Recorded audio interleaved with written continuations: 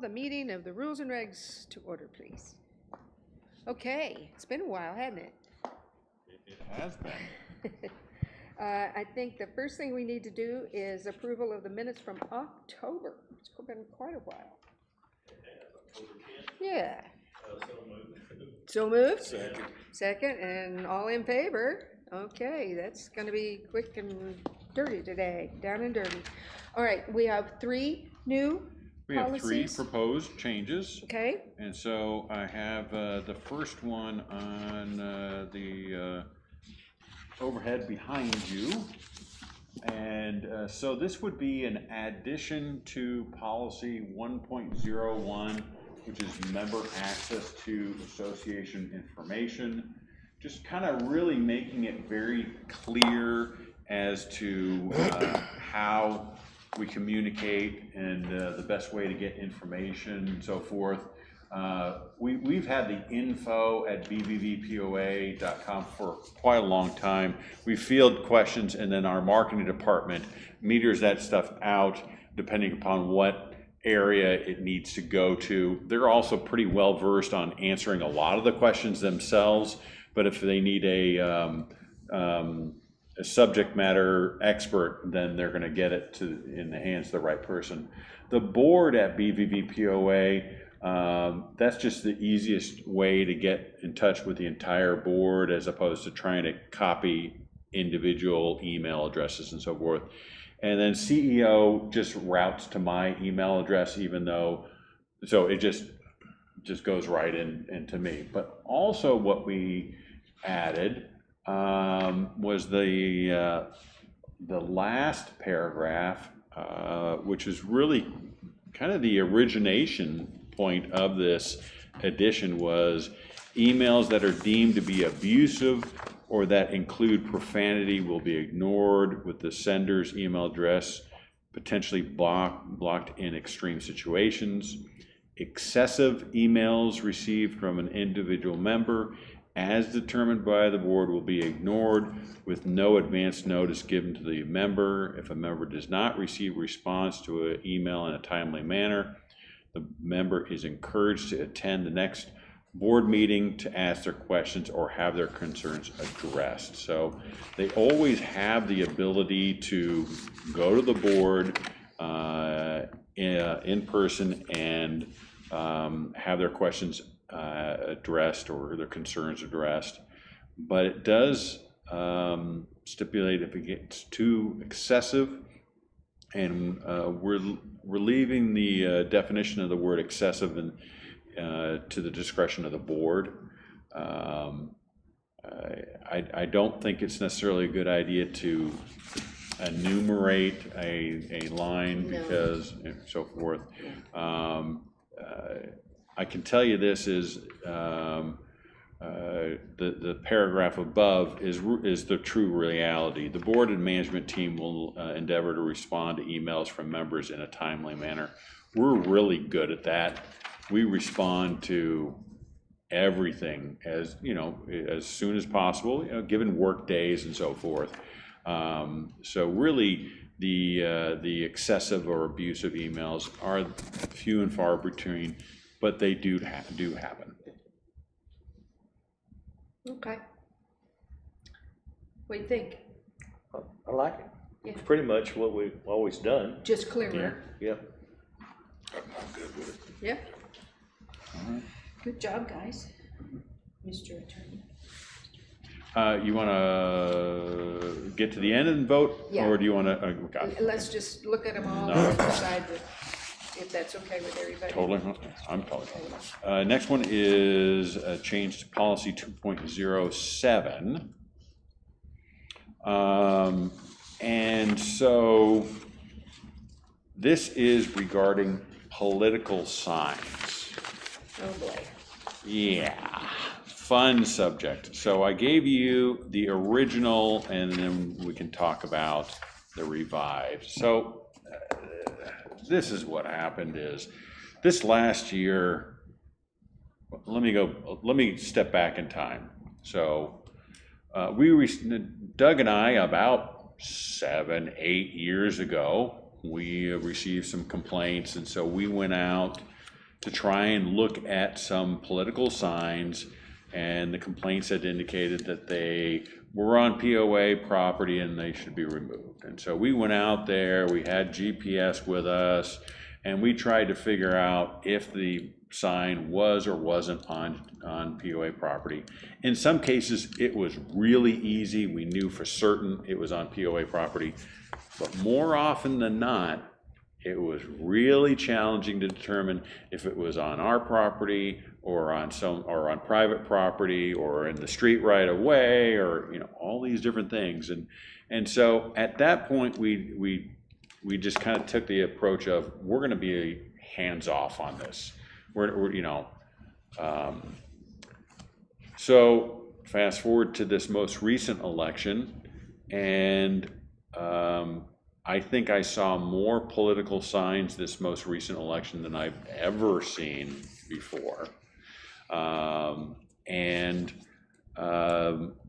They were everywhere. And so I was getting calls or emails daily from property owners that were concerned about the number and volume of political signs on common property. On top of that, we had an issue in that I was ignorant to the runoff rules when it comes to city council. I'm up to speed now, but I was ignorant to it.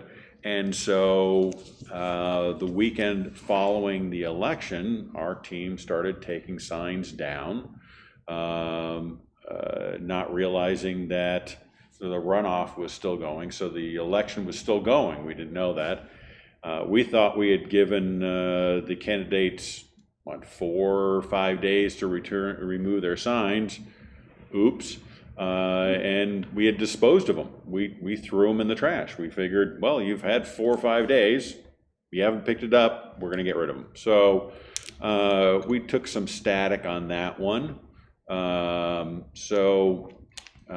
that point, I was like, well, maybe we need to sit back and talk about this. So I had a conversation with the ACC on this, because they've dealt with this also, and I even had a conversation with Nef Bazor, so that goes way back in time.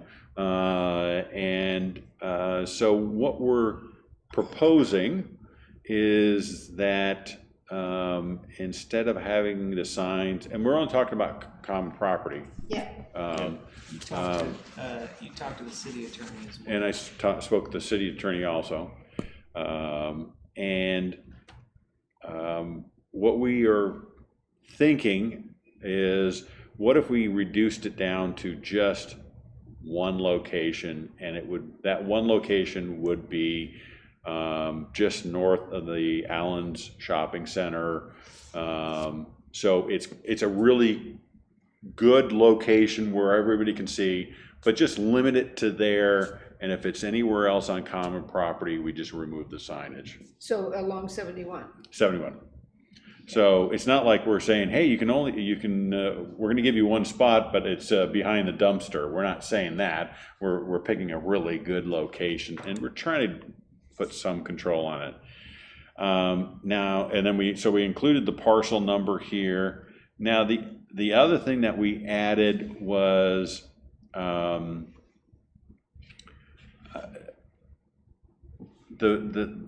POA number 5, given the size of the association, the number of miles of road, if a sign is taken down by our team and then replaced the very next day, it's going to take a while. It may take some time for us to get back there. Now, what the interesting thing is some of the complaints that I get every election about signs is usually from candidates about their opponents. Yeah, exactly. Yeah. So, how close so is I'm my like, sign oh, to this that's sign? maybe you shouldn't be the right person to call and complain about your opponent's sign, Yeah. but it happens. But if we take a sign down, or we just can't get to it,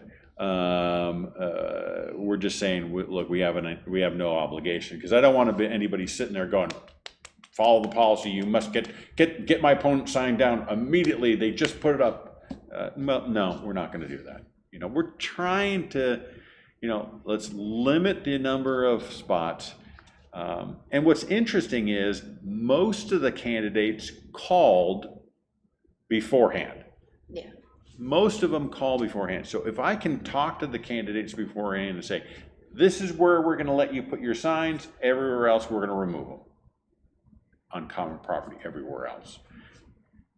We haven't, this does not 100% eliminate the challenge that there are still gonna be locations where Doug and I are just not gonna know unless we pay $500 or $600 to have a survey done to know exactly where the property line is, which wouldn't be practical. It's near impossible for us to know. So this, I would say, of the 3 policies that we're reviewing today, this is a soft recommendation.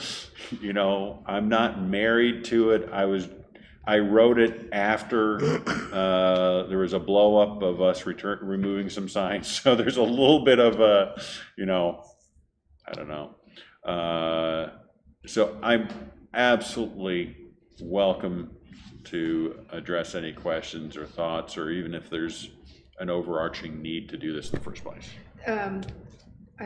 Maybe I'm missing it, but I notice in the original one, it talks about all political signs must comply with current zoning ordinances and blah, blah, blah. I don't see that.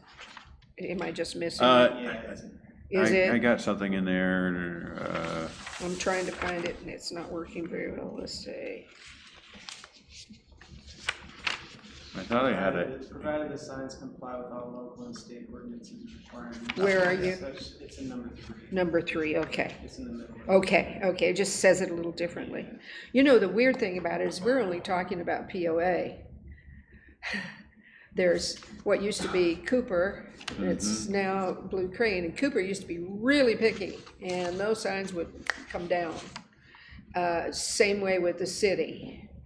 And so it's kind of hard just to do a piece of it, but we do need to protect ourselves, I think, don't you? Yeah. So I got the idea of having one location from Neff Bazaar. Okay, He was the one That said that? suggested it. Yeah. Because he fielded some complaints about signs, and so he just called me up, and he was the one. He said, you know, you might want to consider 1, 2, 3 locations, and I was like, 1 sounds great. and that's a big one. I mean, that's not small. It's a great one. It's high visibility, and so that's why I went with the 1. And we included the parcel number, so, when election season comes, maybe instead of having the candidates contact us, maybe we just politely reach out to the candidates and just say, hey, just want you to be aware, this is what the policy is, and if you can comply with it, we'd really appreciate it. Well, you know, running for an office, it's most people would actually call all the locations and ask permission before they put anything up. This time it was a free-for-all. It was a free-for-all, and I'm just concerned that the next time it's gonna get worse. So yeah. I'm just trying to add a little bit, you know, and this is private property, so you can't talk about freedom of speech type thing. Yeah. You know, and clearly we're providing an option for them and so forth.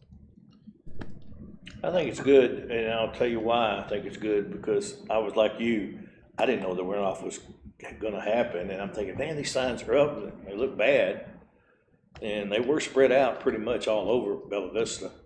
So they did a good job of that, but put them in one place, if they neglect to do their responsibility of picking them up, we can pick them up, and that'd be great in one place. Yeah. And what we're doing on this one is we're gonna bring them to the clubhouse and hold them for a little bit. Behind the So- dumpster or something. I've got a question. I think the 7 days is more than adequate. Mm-hmm. The only Usually thing it's I 3 wonder days. about, say you do pick some up that are in a bad location, are you gonna notify that candidate, hey, we've collected some of your signs you had? No, I don't wanna be. Or you just gonna if they don't notice it's missing in 7 days, too bad for them, it's in the trash. Yeah, because I don't want to get into here's the policy, you know, See, I'm not even sure this time, there's a requirement on those signs that you have to have, state law, I think, a sticker of this sign was financed by or paid for by blah, blah, blah, blah, blah, and the address and the phone number. Right. I'm not sure that happened this Well, year. is that may be just for state Candidates. No, I had to do it for city council a long time ago. But anyway, I think we do need to do something. And the other thing I added in here, and the previous policy touched on it, but on item number 2, the association may rent, any member may rent an association facility for purposes for holding a political event. Rent is the key word. The association is prohibited from donating the use of the facility for political purposes. Such events must be paid in full in advance. So that's, I get those calls also. Hey, we want to invite this candidate to have an event at Lake Point. And they said, and you guys are going to give it to us for free. I'm like, no, we don't, what about the other property owners that support the other candidate? We're staying out of that one. But there's an expectation that it should be for free for their candidate. No. I agree with. And so, and then also, they have to pay for it, and they have to pay in advance, because I remember reading an article about how sometimes once a campaign has lost, they're out of money, and then they sometimes don't pay their bills, and so, hey, you got to pay in advance. I don't, that maybe is more national than local, but I figured I'd put it in there. I'm just wondering now, the League of Women Voters used the room, but they were for all the candidates. They weren't singling out anybody. I'm just wondering, why would we want to rent to a single candidate? That's Because we're supposed to be neutral. I don't know if I at feel. that point, they're a rent, I see the point, they're a renter. I don't think, Lake Point, for example, is there for the membership benefit, right? Right. Well, if you have a large enough contingency of members that would like to rent it to support a political cause, I don't see that the board or the POA would have any influence on that. I think It'd be almost like having a wedding or something Sure. like that, that's Yeah. specific. As long as to there's members. no, what seems like we're supporting that candidate. that's what the rental. I know, I hear you. I would be concerned about limiting, prohibiting someone from renting just because they're a political candidate, when on the other hand, if they're not running for office, they would have the same opportunity to rent, so. Well, I'm just thinking, it's- why do we it's- even want to? Conversation for sure. Why It's a would dicey situation. It is. And we're just trying to stay neutral as you can be when we're having people pull us. But this, at least, when I get those calls about you need to give the room for free for my candidate, I can at least point to this policy and Yep. go, nope, Yep. that's not factual. You Yep. have to rent it just like anybody else, like Okay. a wedding. All right, I don't know. I'm not saying this is gonna be the easiest policy to enforce. It's not. I'll go back to say what I said before. Doug and I are still gonna struggle to determine, is that sign on common property or is it on private property? I specifically remember one of the signs, straight came like this. There's a little mound, the person put it on top of the mound. The property line was within a couple feet of that sign. One way or the other, we never did know, but it was right there. Yeah, And whether they were, whether it was on private property, it might have been, I don't know. But it's in or out by a couple feet. That's tough. We're not gonna touch those. If it's questionable, we're just not gonna touch it. well, you have spelled it out here, and the first thing you say is we will remain neutral with regard to state, local, or local, state, and national. And the next thing, will not endorse political, so it flows. Mm-hmm.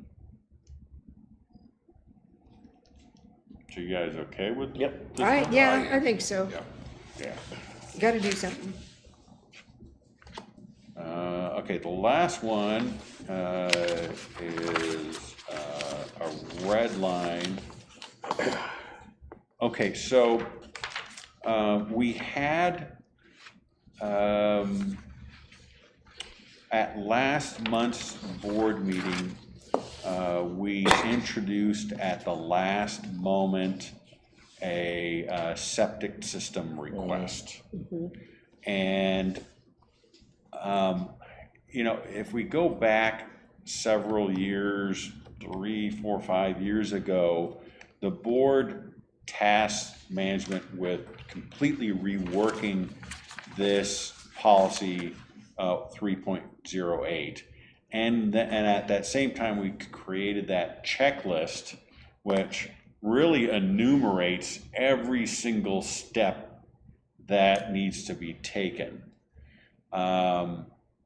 So what we're proposing is that as long as management follows the step-by-step procedure, this gives management the authority to approve those requests. And the main reason is we're trying to expedite it for the property owner. Right. By the time they get in front of us, this is typically, they've been dealing with the septic problems for 3, 4, 5 months. They've been going through a tough time. You know, we heard on the one last from December where they actually had to move out for a while because the septic wasn't working. And so we're trying to expedite it for them, but also this clearly says it must be in compliance with the guidelines. If it's outside the guidelines that have been laid out, then that must go in front of the board. And then at the bottom, so it's in red and it's in blue, so the red is my work, the blue is Doug's work. One or the other, something like that. But the last item, management may only grant permission for the use of common property for a septic system when the request fully complies with this policy. Management must inform the board at the next regular board meeting of any requests which have been granted. Requests for the use of common property for a septic system which are rejected by management may be appealed to the board. So you've created clear policy. So as long as we stay within the confines of that policy, do we need to go in front of the board? And by allowing management to handle it, it expedites it for the member. And the board still has oversight because the management has to come and report on any approvals that were done. So there's, so it's not like the board is not giving up its responsibility for management of common property. It's still that check and balance is provided in the policy. If permission's already been granted for that and they've carried on with it, by the time the board's notified, there's no recourse, there's no way to say, oh, wait, that was a terrible idea, we can't go back. So technically we are giving up that responsibility. Sure. But we do have a check and balance in that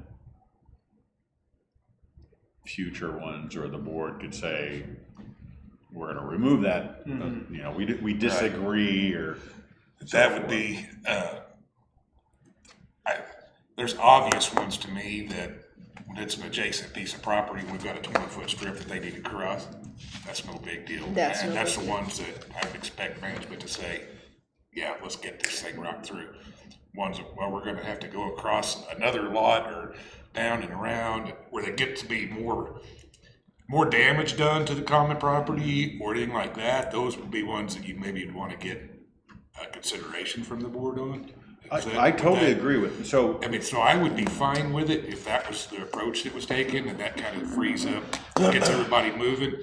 But the ones that are more complicated maybe ask for consideration from the board. So this one, the one I'm thinking of, it's actually 6 months, maybe 9 months ago, but they wanted to traverse, imagine a lot with the home, with the failed system, and what went in front of the board is, I think they were across the way, okay, which was approved by the board. But when they first came to us, it was about 4 lots. four lots down. Yeah. And we said, no, No. we don't agree with that, that's too far. And, because there was a narrow strip of common property, On the we've seen backside that, of all those. and we're like, okay, if someone in the future has one, by having them go and cross 4 lots, so what I'm in agreement with you, and we were in agreement a long time ago. We didn't even bring that to you, and we said no Right. from the very beginning, because that's too far. And the reality was, they were able to get the lot four places down for much cheaper than the closer one, and we just said, nope, that's not acceptable. And so I guess I say all that to say that I don't have a problem with it. Trust your judgment. No, you trust his judgment, not mine. Well, Yeah. the combination of the two would probably suffice. But anyway, I just wanted to say that would be the only concerns that, and like I say, if something like that was to happen, the board can always revoke that policy. Yeah, So- and I agree with you on that. The issue that I see is when somebody's crossing common property to get a lot that is a little bit more distance than right next to them. And that line that's running across, I guess there could be complications with that, unless they have some kind of internal pump, because it could be pretty far run. If it's a leach line, I don't have a problem with it at all. But if it's the actual septic system, which is on their other lot, and it had to drain on that lot, but it was crossing through, I guess there's something in there I'd like to know about. Maybe we throw in, management can approve, traversing of common property up to 100 feet. I don't know if 100 feet's a good number or not. Distance would be preferable, but I mean, I don't have a problem with you doing that at all. I would say though that the people wanting to do this, they've obviously already had a problem. I would like to think that they've gone the extra step on engineering to know that this plan will work without being an issue. Because otherwise they're just You'd be throwing surprised. good money after bad. They're required to bring a septic plan to us, and like you said, yeah, I mean, the one that we approved 6-9 months ago, they had to go to the bottom of the valley back up, so they clearly need a pump to get to the top. And yeah, when you do that, it's more prone to failure at some point. But I think pretty much all the ones that we've ever brought to you where it's just traversing on common property has been direct. It's been next door. Well, they don't even need to talk to us about next door, but it's been direct. So we could, if you wanted to, we could include in there some sort of provision. You can't go more than, I don't know, 50 And then a feet, variance 100 could feet. go to the board. Well, and the only reason I bring it up is I have an older house. And I know that that's a galvanized metal system that was originally put in. I've had no problem with it, never over exceeded it and stuff like that. But at some point, I'm gonna have an issue with it, which I'm gonna have to go way out. I own the lots on both sides, so that's not really an issue on that aspect, but not everybody does. And I wouldn't be surprised if quite a few of the older homes are the same way, which would create, and they're in more congested area too. So I don't know, that could create a problem that we would need to be aware of, because they're gonna have to traverse or a requirement of putting a pump in the pump to a farther station, which creates problems. There may come a day where they can't get another lot. What if, or they can't traverse far enough they can't get another, there may be a day where the person is just absolutely in trouble.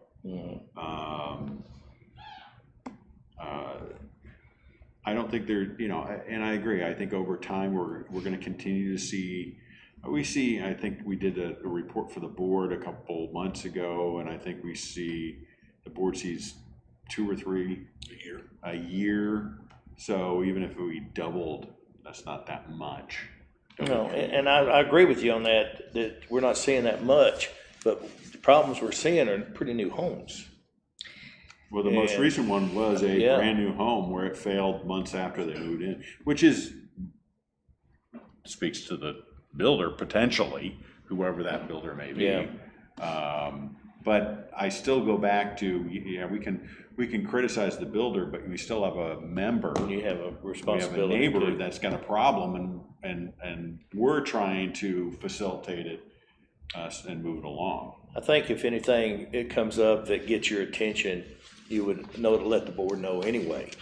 And so, If with there's that a in dicey mind- one, we're gonna bring the board in, because I don't wanna get criticized, questioned, you know. Right. When we report back, we wanna be able, yeah, this is pretty standard, it was going 25 feet across common property, it's right here, you know. Those are the ones that the board has fairly consistent, actually, absolutely consistently Consistent. approved.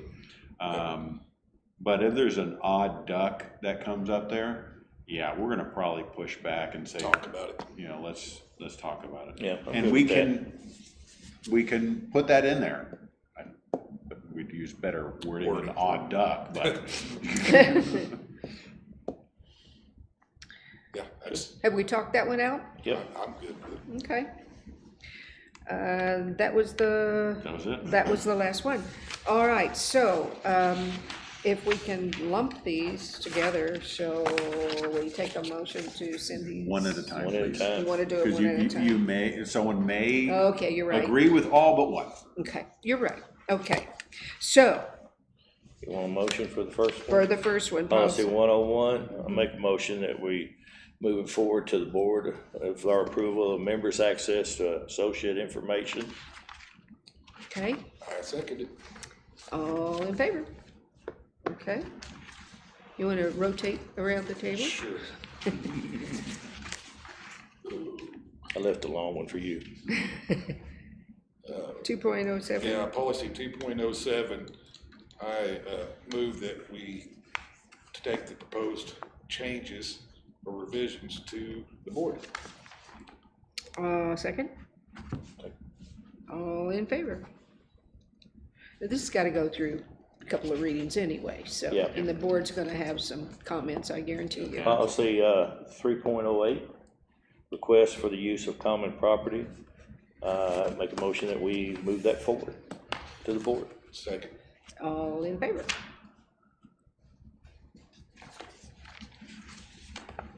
Outstanding.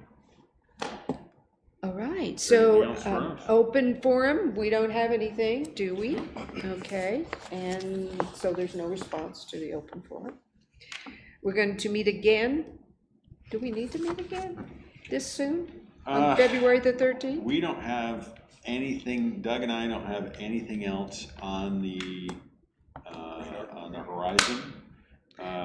So unless you wanna, Why don't we do every other month unless there's an emergency or something? What do you Or guys think? either that or on call when something comes up that we need to make a change to. Yeah, But yeah, I mean, if the board kicked back the last one, and we had to do a rewrite, I'd probably say, yeah, we need to have a meeting, but, right now, every other month, I think is very reasonable. okay, and then that puts the new members, That would be March. Which would be fine, yeah, March, and then you probably would not want to do it in May, because then that bridges old board, new board, and yeah, okay. it's legally, you can do that, but it's usually not wise to go old board, new board.